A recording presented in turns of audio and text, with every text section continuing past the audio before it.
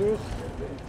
Ça va? Goma, 2015. Martin Kobler visite la résidence d'un employé de la MONUSCO, détruite 2 ans plus tôt au cours de la rébellion du M23. Vous voyez, ce bâtiment était reconstruit. Vous y vivez encore. Oui, encore. Et c'est aussi un des symboles pour le progrès à Goma. Nous voyons les routes qui sont reconstruites.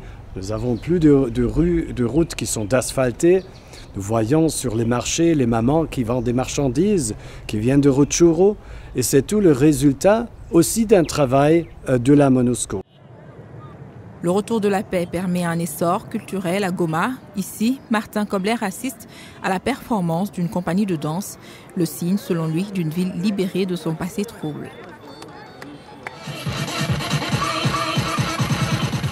L'éducation, un autre bénéfice du retour de la paix.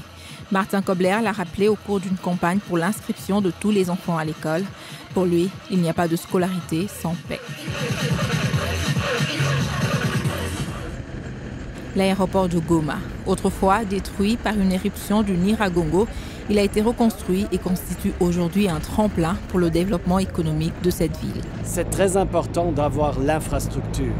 Vous avez aujourd'hui les vols des Ethiopian Airlines qui atterrissent ici.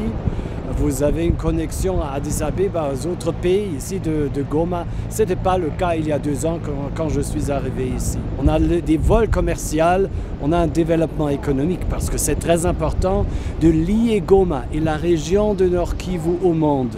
Pour Martin Kobler, ce développement est un signe pour le peuple du Nord Kivu, autrefois pris en otage par les groupes armés, l'augure, selon lui, de prospérité économique pour la région.